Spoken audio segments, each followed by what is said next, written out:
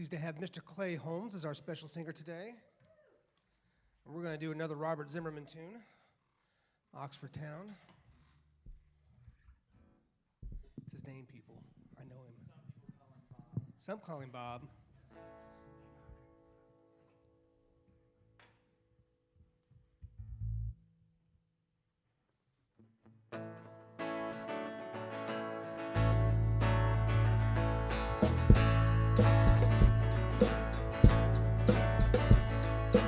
Oxford Town, everybody's got their head down, clouds don't shine up the ground, ain't no time for Oxford Town.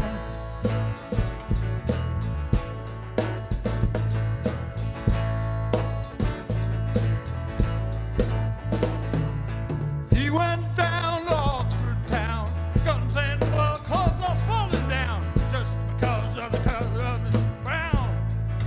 Oxford Town.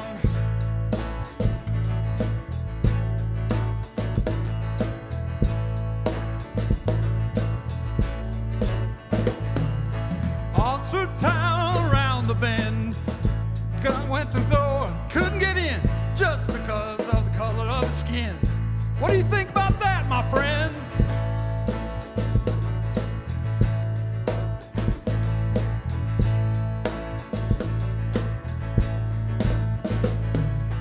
Me and my gal son, we got met with a tear gas bomb. I don't even know why we come. God know back where we come from.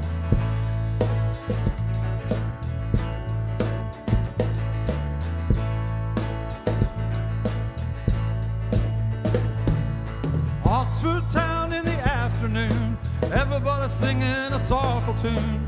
2 men dead neath the Mississippi moon. Somebody better investigate soon.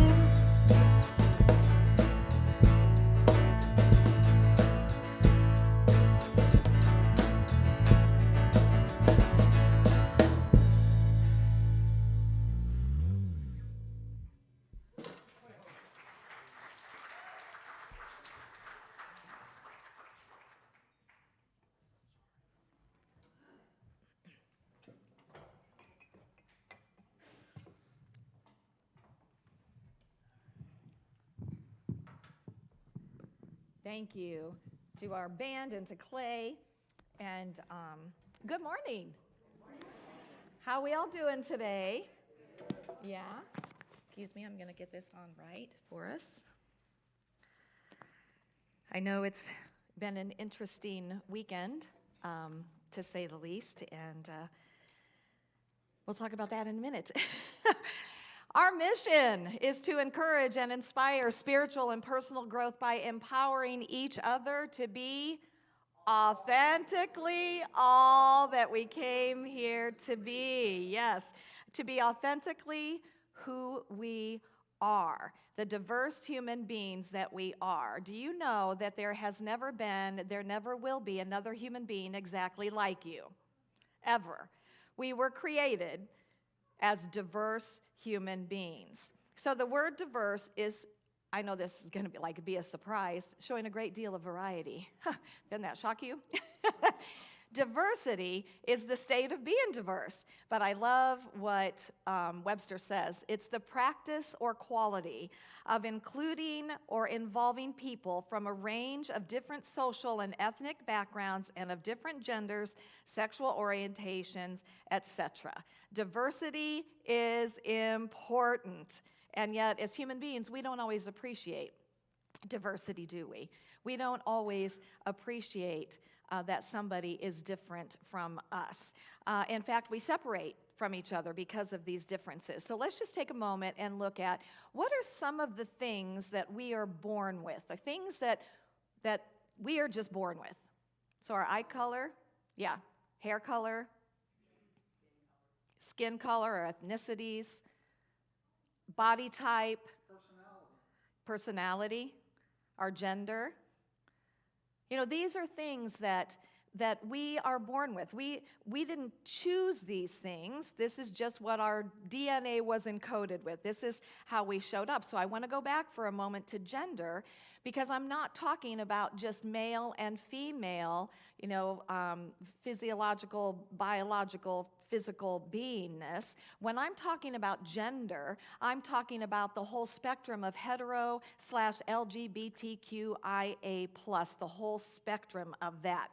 Because here's what I want to say, and I want to say this very clearly, and I want to say this loud, and I want to say this with power, because I stand on this. We are born with our sexual orientation already determined, no matter what gender of body we are born in. And I'm going to say that again. We are born with our sexual orientation already determined, no matter what gender of body we are born in.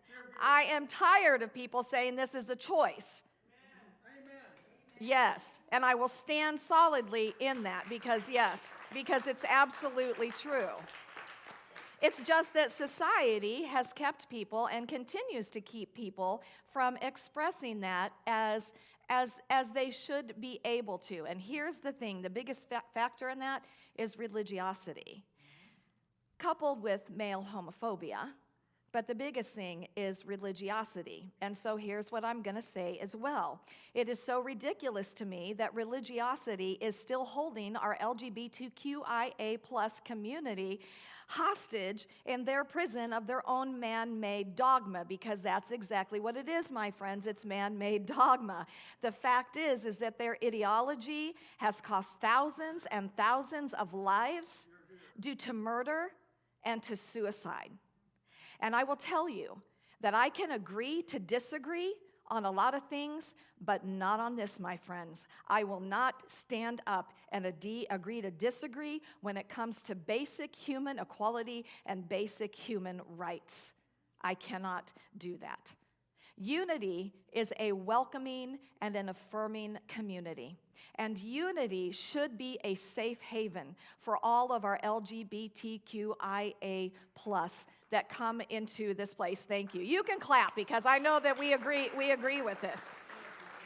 So let me tell you, LGBTQIA is lesbian, gay, bisexual, transgender, queer, or questioning, intersex, asexual, plus. It's the whole gamut. So here is the thing that I do understand, that in our humanness, sometimes it's hard for us to accept the different. But I'm not asking you to accept the different. What I'm asking us is to be able to be with another human being, to see them and to connect with them as a human being. And here's what I can absolutely tell you, that when you connect with another human being at that level, the different disappears. And I know that to be true because it happened in my own life. You know, I was raised in an environment that we didn't really talk much about, gay or lesbian. I didn't really, personally, I don't think I knew anybody growing up that was gay or lesbian.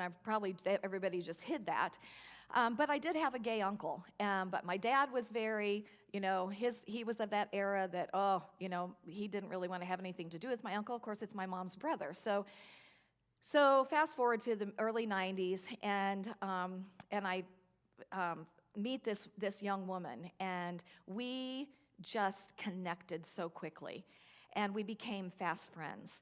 And it was at a time in both of our lives when we were going through some things, and it was just, how you have those synergetic moments in life where you have somebody in your life, and it's like the reason, the season, or a lifetime, and I think it's all three because we're still friends today. But it was a reason and a season at that time. And we did everything together. And about 6 months into our friendship, we were in her car. I'll never forget it. It was this little blue car. And she was just like, she stopped the car and she just said, "Sue, I have something that I have to tell you." And my heart just was like, oh my gosh, what is she going to tell me? My mind is going to, she has cancer, she's going to die, she has to move away, something like this, But her whole being, she was so afraid to tell me what she had to tell me. And finally, I said, just tell me. And she said, "I'm gay." And, it was one of those moments where, like, this was like a big thing that she was telling me, but I was so relieved that that's what she was telling me, because I seriously thought she was going to tell me something really awful, that I was just like, hugged her and was like, oh, that's great. It was like, I was just so grateful that that's what it was, because it was nothing to me. Because I loved her, I didn't see the different. And I will be forever grateful to her for that experience, because that was my first experience, and knowing that I knew a gay person, and it didn't matter at all. It was interesting. I came into the church, well, I'll tell you a little bit more about that, but on Friday we had a celebration of life, and Lisa and Amy were here, and I was talking to them, and Lisa was telling me that, this spiritual community right here, that this is her family. This is the place where she feels that she can be the most authentic human being that she can be, because we live in a culture that doesn't really promote that, right? And I thought, how beautiful is this? Because what we have to understand as Unity of Springfield, my friends, is who we are is so important. How we show up for our LGBTQIA+ community, for those of us that are not in that community, it matters how we show up. And I want to say that if you're sitting here today or you're listening to this online and you're feeling uncomfortable in this, first of all, my job is to comfort the afflicted and to afflict the comfortable. So I'm afflicting you if you're feeling that. But I want to encourage you to pray into that and to open yourself up to letting go of another layer of old programming, because I promise you, if you are feeling uncomfortable about this conversation today, it's simply a layer of old programming that is still there. And I would encourage you to ask yourself the question, is me withholding love from somebody because they're different from me, is that who I really want to be? And I hope the answer to that question is no, that's not at all who we want to be, that we want to be a pure expression of love. So this month is Pride Month. I know we're at the last week of Pride Month, but this month has been a celebration of Pride Month. And Pride Month is, it's always in June, and it's to honor the 1969 Stonewall riots. That, and I'm going to read this to you, marked the beginning of a movement to outlaw discriminatory laws and practices against LGBTQIA+ Americans. I love some of these things. Shall I tell you the secret of the gay agenda? How many of us have heard about the gay agenda? Oh, here's the gay agenda, is to be loved and accepted as is, just like anyone else, without having to change or to be changed. Yes? And I love this because we have transgender, transsexual people in our community, this spiritual community, and in our community at large.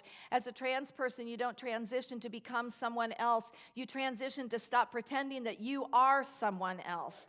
And that is a big difference. So I had already planned on focusing this week on Pride Month, and I had hoped to bring a little bit more of what I talked about last week, but in light of the Supreme Court's decision on Friday, I really felt into the reality that what I really wanted was to have a couple of our people share their lived experiences. Because here was the thing for me on Friday, and I know that so many of you that I've talked to, we've taken the hit. We've felt the feelings of this, and it's okay to feel the feelings. We're not going to spiritually bypass this, because this is a big deal for us. But it not only is about Roe versus Wade, it's about so much more than that. And when I came in here on Friday, and I talked to Lisa and Amy, never one time had it entered my heterosexual mind that I had any fear that my marriage might be dissolved, that laws could change because of Roe v. Wade, which Clarence Thomas had already talked about, looking at that within the hour of that happening. It's a very real fear that our loved ones are feeling in this. And that by having my marriage being dissolved, that would mean that I wouldn't have possibly insurance, I wouldn't get their retirement if something happened to them, and I wouldn't have the same rights as a spouse has to be there with my loved one. This is a big deal. And these are our people. This is our family that this is affecting.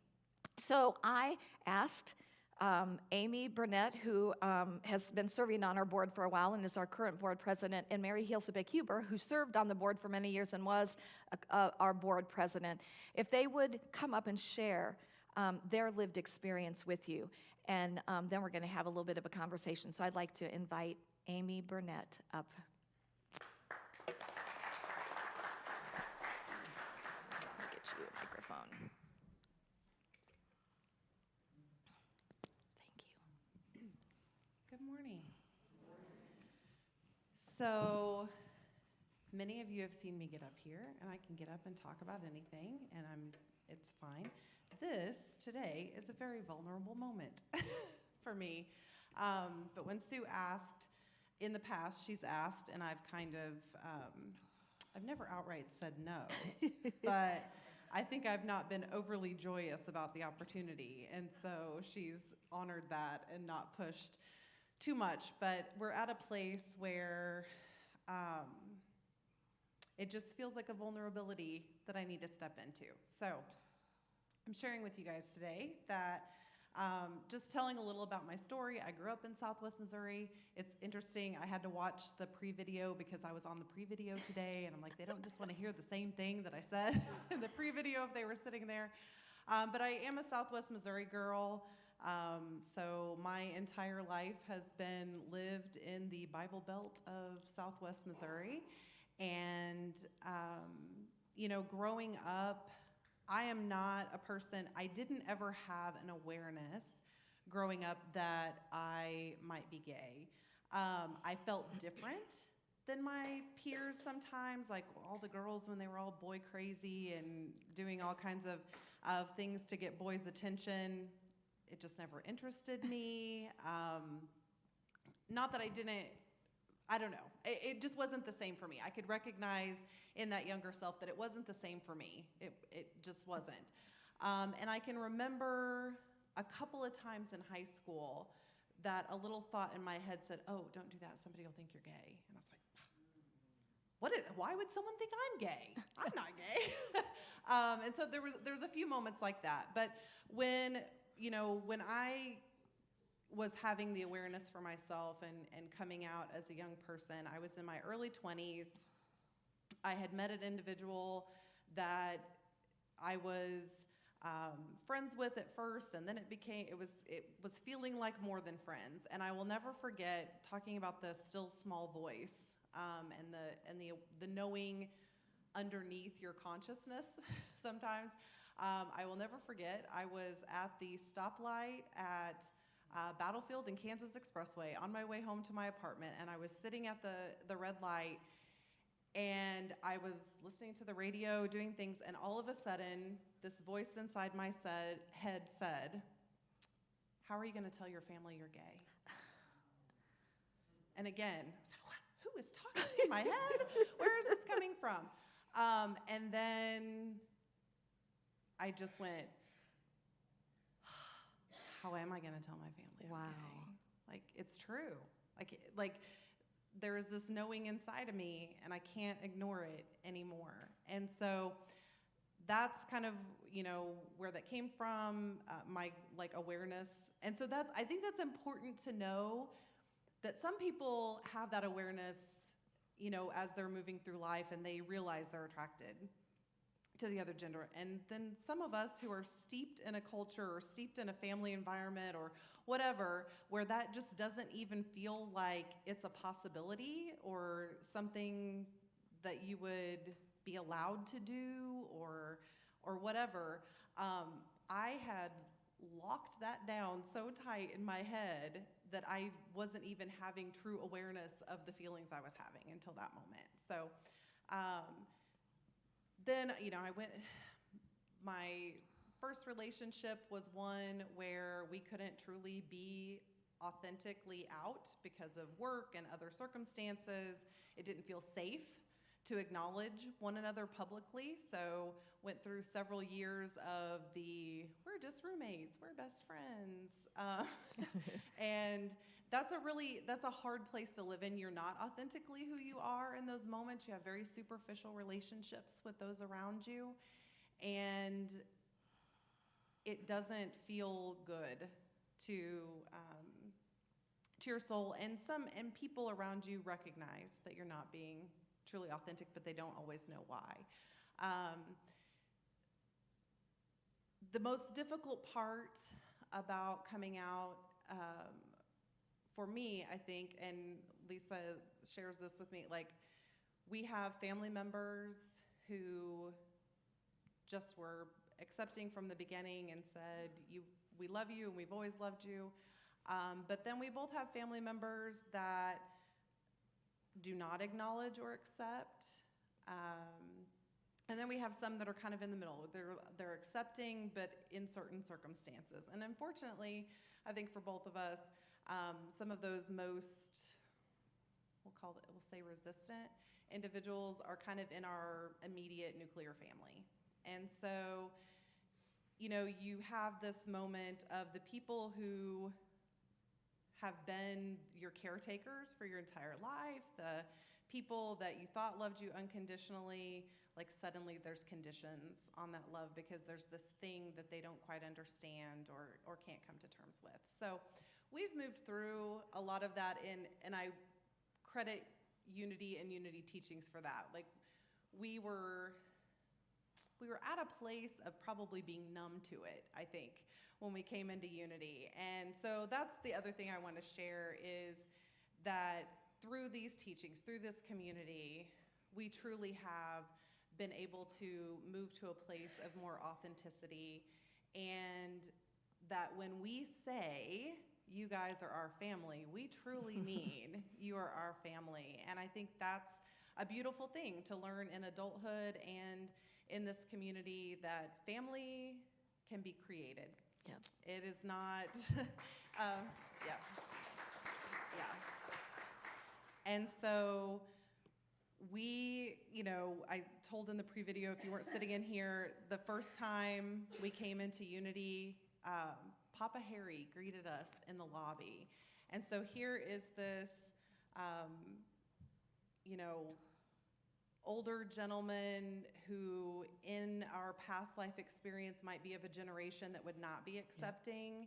Yeah. And we walked in together, and Papa Harry says, "Oh, welcome, we're so glad you're here." He took my hands, and when he took my hands and said welcome and smiled, it just felt like a blanket of acceptance was being draped around our shoulders. And so much so that I'm sad to say it was jarring, because we had not experienced that level of, we've had conversations about this, that like, wow, that's really maybe sad. I don't know. Just the fact that we had not had that level of acceptance, and that it was so foreign to us, that was one of the biggest things that we noticed. We came on in the sanctuary. We didn't know anybody except Mary, and I think you were here that Sunday, but we didn't know anyone else. And the number of people that said hello and seemed to acknowledge that we were a couple, and that was just fine, and are you guys going to come back, and asking questions about us, and then feeling the energy in this sanctuary as we experienced the service. Like I said, it was jarring to feel like we were, I've said it before, radically accepted. Like, there was not one person that went, okay, there's another lesbian couple walking in the church. It was just, oh, we're so glad you're here. Welcome. Come join our community. And that is the same level of acceptance and love that we have continued to feel for the last 8.5-ish years of being in this community. And the fact that we can come in to this place, and I can say my wife, and I can hold her hand if I choose, and we can talk about our life openly and authentically without editing in our brain, because that's something we were talking to Sue about, with those family members that are not as accepting when we're around them. We do a lot of editing So instead of saying we, you say I, and you don't talk about certain things. And really it's to make them feel more comfortable. We also discuss, both of us are, as we get older and we get used to being more authentic, we are less and less likely to play that game. And Good so, for you. Yay. Yay. We're getting there, but that means that we've had to release some people Yep. from our lives. We love them where they're at, and we honor them where they're at, and we just can't spend large amounts of time with them because it's too painful to not be authentic. Yes. And so those are some of the choices that you have to make. But Sue said she wanted there to be hope in this. So I think the hope is that you can find community. Yes. Where you're accepted. And the more we feel that and the more we step into that, the more authentic we are allowed to become, and we are. And again, so when I say I love each and every one of you, and you truly are my family, I mean that from the depths of my soul, because this is getting to do this work with the people in this community is truly one of the greatest things that's ever happened for me, and allows me to live a life that is authentic and shows other people within our community that it's possible. And there are people that have not found a pocket of acceptance, and so I want people to know it's out there. We're here. You're always welcome here. But even if you can't come here, it's out there. And I don't know how long I've talked. Probably longer than Yeah, you we're good. expected. We're good. Okay. Thank you. Thank That's you. our roll. Yay.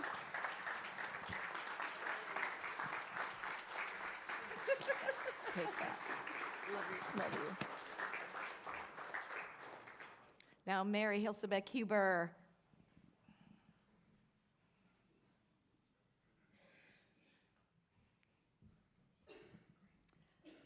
Hi. I've been up here quite a bit and talked about how amazing this church is and how much I love this church, and I just echo everything that Amy just said about how it feels to walk into this church and how it feels to be a part of this church.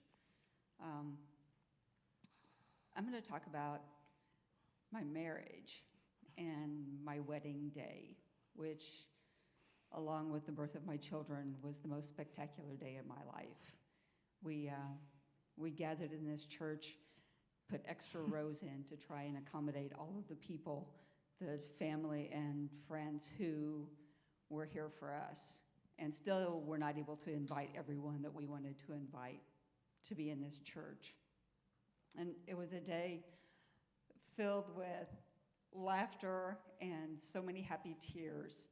And my wife and I stood up here and listened to our friends and our family sing a song that said, may the long time road,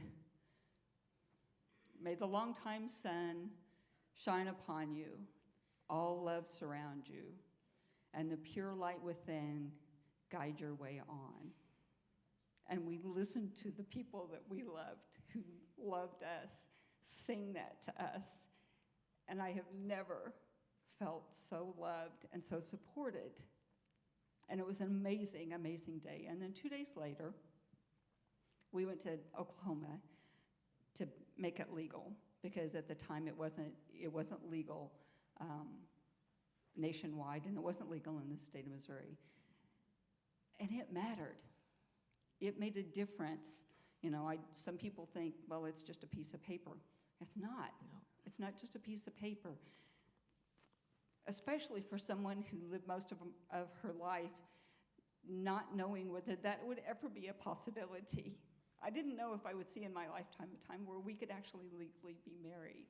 And so the fact that we felt like it made it whole, and it made it complete.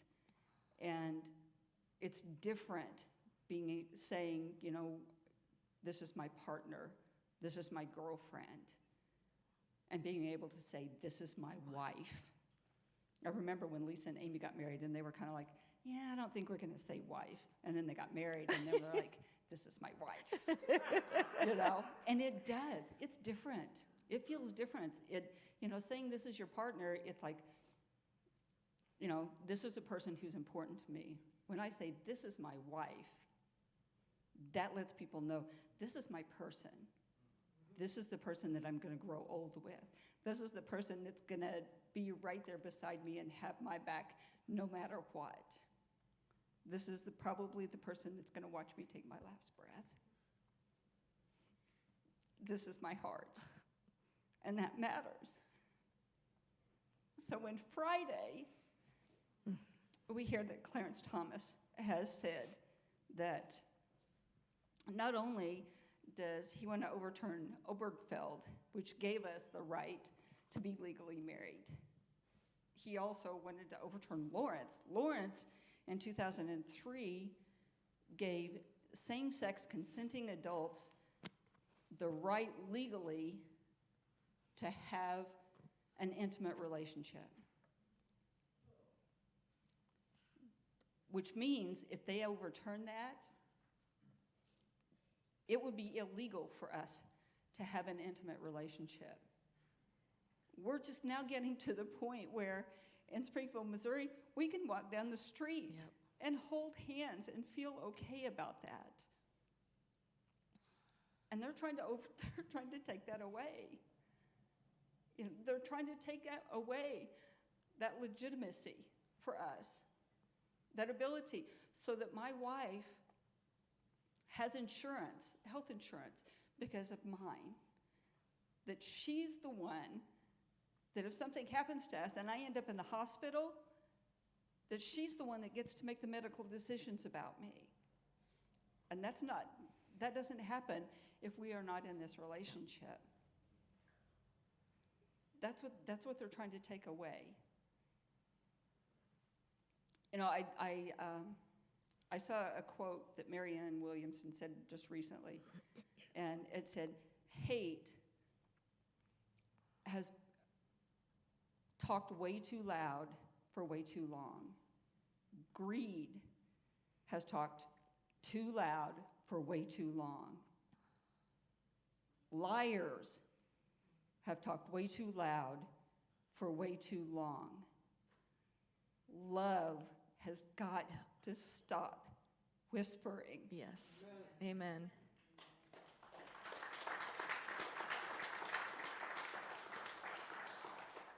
That's us. Yep. That's us in this room. Yep. All of you gathered in this room today. That's all of you who are watching this online. That's us. This is the time where love finally stands up really loudly and says, enough. That's enough. We're not going to stand for this anymore. We don't want this. The country doesn't want this. We're not going to do this anymore. Love, we know that hate and fear are these strong voices and they're strongly controlled in this country. And we also know that love is so much stronger a force than anything else out there. So this is our time to make love the loudest voice that this country hears, that this community hears. And it's our time to do that. And I know that's going to happen because I believe in this community. I've watched what this community can do, what this church can do. And I know that we can do that. And I am so grateful for that. Thank you, Mary.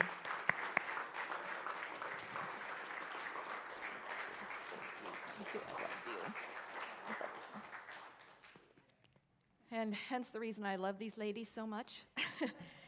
To our LGBTQIA+ community, I want you to know that we see you. We really see you. And we celebrate your authenticity. We acknowledge that God created you to be the unique, beautiful expression that you have come here to be on this planet. And for those of you who have not been able to be authentically who you are, we are holding the space that door will open for you, that you too can step into your authentic life and know that you have a place here in our spiritual community at Unity of Springfield. And as your spiritual community, but more so as your family, we are here for you. We stand by you, we stand for you, and I'm going to say personally, I will march with you, and I will march for you, and that takes me out of my comfort zone, but you took me out there, Mary, and I will be there, and I know that if not all of us, the majority of us in this room and those listening, we will all be there to march with you and to march for you, because you deserve the same rights and the same love and respect that I do as a heterosexual female. So together, my friends, it's together, just like Mary said, we can make this happen, because you know what? Ultimately, no matter what, love wins. Love wins. We will make this happen together. Namaste. God bless each and every one of you. Thank you. Thank you. Give it right back to you. All right. Now, as our band is coming forward and our ushers are coming forward, and we have this opportunity to be in support financially of the ministry so that we can do all these things that we have come here to be and to do together. I'm going to invite us to take our gifts in our hands and to bless our gifts together with our gift blessing. Divine love through me blesses and multiplies all that I have, all that I give, and all that I receive, and thank you, God. Are we not doing true colors now? Yes. Yeah. Okay. It's called Sue Colors. I know. I'll need a microphone. Thank you. And please feel free to sing along with this song, because I know that you all know this song. It seemed like the appropriate song for today.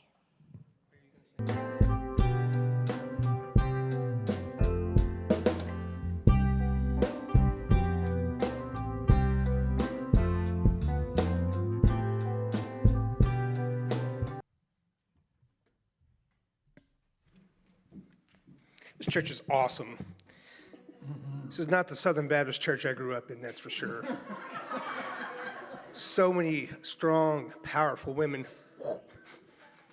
So anyway, thank you so much. You guys are... So next week, July 3rd, is the New Thought and World Religions class. That will not meet due to the picnic. So next Sunday is, after the service, will be the picnic to celebrate the 4th of July. The church will provide hamburgers, hot dogs, and buns. We would like you to bring dishes and desserts that go with hamburgers and hot dogs. Please dress casually for church so you're not miserable afterwards at the picnic. We do need to know approximately how many people will be attending. This is weird, but if you're a vegetarian and plan to attend, please raise your hand so we can take a count. Well, it's 1, 2, 3, 4, 37, I think. No, I let decount, I know. All right, now, Episcopalians, if you'd please raise your hand so we can take a count. It's just odd. Yeah, we do need it, so... All you guys online, if you'd raise your hand as well. All you that forgot to wear deodorant, you may lower your arms.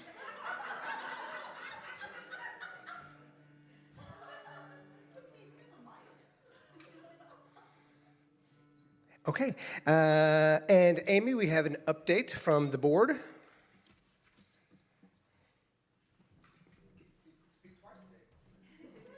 No, it's 3 times. Pre-recorded. I'm everywhere today. So we just wanted to give an update. We had, at the last town hall, we had people who were interested stay after and listen to a presentation on solar. And so I've had a couple of questions with people just wondering where we're at with that process and are we moving forward. So as a result of seeing the big interest from our congregation in pursuing something like that, what we've done is we've created an energy management committee. And so there's a committee of individuals that are much more in tune with these things than I know I am. And so they are doing things like pursuing an energy audit through city utilities. So city utilities is coming in and showing us places where we could impact our energy consumption. Just with some of those are very inexpensive changes. Like we didn't realize we still had some non-LED light bulbs in the building. We thought we had changed them all out. They found those. There's some other suggestions that they have. And ultimately, the work that that committee is doing is they're trying to get our building as energy efficient without the solar as possible, because that will impact the size of the solar package we would even need. So the idea is they're going to pursue those things. We're going to fix the things that we can within our current budget, those more inexpensive fixes, and then we'll have the energy audit tell us, okay, now what size of system you need. Because what we're learning is that we probably don't need as big a system as was originally quoted if we can get some of this consumption down. So that's where we're at. It is moving forward. It's just not happening tomorrow. We're trying to be good stewards of your contributions into the ministry. We want to make sure that this building is serving us and serving the planet as best it can. And so the chairman of that committee is Norma Vinson. So if you have questions about that, I'm sure she would be more than happy to answer those questions. Or if you have something that you're wondering if that committee has thought of, I know they're looking at things. Norma was updating us at the board meeting, and we were sitting there going, oh, well, that sounds very smart. None of us had that thought. We didn't even know to look at that, but that sounds very, very wonderful. And they're even looking down the line at suggestions they might have, how we could be more energy efficient if we have to replace things like the heating and air, or if we would have to replace hot water heaters, like what would be the most energy efficient thing we could replace those things with. So instead of scrambling as a crisis is happening with something going out, we'll already kind of know, like, well, we plan to replace this with an energy efficient model when that time comes. So they're doing great work. I'm so grateful for those people that love to research that and have knowledge in that area, because they are going to give you a much better answer than the board would have on its own, I guarantee. Yeah. So, all right, we just wanted everyone to know. Thank you, Amy. All right, if you would please stand and join us in the prayer for protection. All together now. The light of God surrounds us. The love of God enfolds us. The power of God protects us, and the presence of God watches over us. Wherever we are, God is, and all is well. Please join us and get together by the Young Bloods.